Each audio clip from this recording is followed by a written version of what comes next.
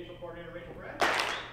Our membership committee led by Debbie Goodman, along with Dr. Nalene Doss, Ryan Miller, Marshall Tierney, and our visitor host led by Glenn Mason, along with Ellen Bush, Irene Demopoulos, David Soto, Tomas Estolonia, Becky Haupt, Mira Latva, Ruby Zhao, and this orientation led by Terrell Payne, along with Elsa Santalena.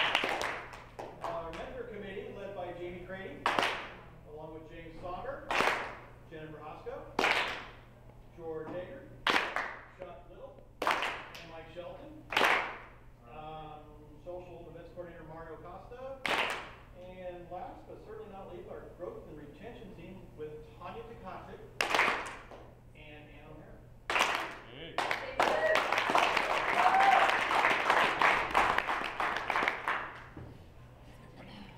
So we start every BNI meeting with an opening remark, and today that's going to be delivered by our vice president because I never asked anybody earlier. So please give your attention to Dr. Grant.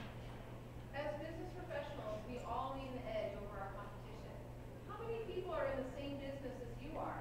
Well, in BNI, you have an edge over your competitors because none of them can join this chapter.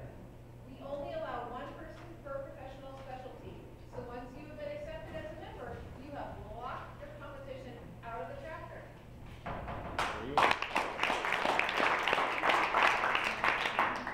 Thank you for doing all that for me so quickly. If you've not already done so, please silence your cell phones. If your phone has a camera, please do feel free to take pictures of our speakers today and email them to me. That would be very, very useful. But please do make sure your phone is silent. We always start every meeting with a little bit of networking education. We learn a little bit more about how to talk to our coworkers and our fellow members up here. And that's going to be delivered by our educational coordinator. So please give your attention to Rachel. So Shakespeare, he wrote some good stuff, a lot of tragedies. King Lear, Romeo and Juliet, Julius Caesar. But none is a story as tragic as the one I'm going to share with you today.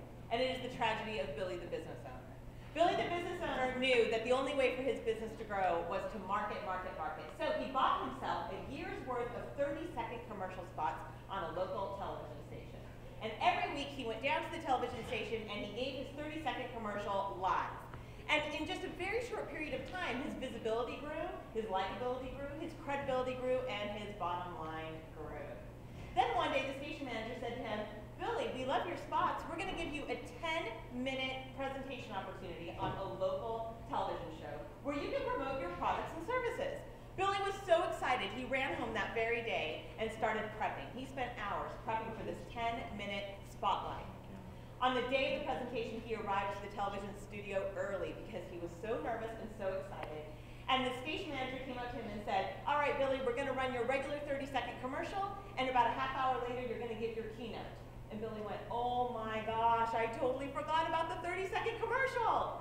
And then he thought, well, that's all right, because really, who wants to hear from me? They're going to hear from me for 10 minutes in a minute. I'll just skip the 30 seconds. But he couldn't. He had to go up in front of the camera. They reserved space for him.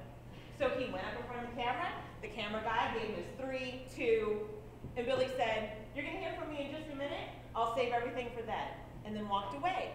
Station manager freaked out. The cameraman freaked out. It took them 12 seconds of dead air time to find something to fill that space. Billy lost an opportunity. He lost money. He lost credibility. He lost the chance to promote his 10-minute commercial and possibly, or his 10-minute spotlight, and possibly even lost some potential customers who didn't know about the 10-minute spot, but happened to be tuning in during the 30-second commercial. We would never do that because it's so stupid. We would never buy time on TV and then blow it off because we get a 10-minute chance to promote our businesses. We wouldn't do it.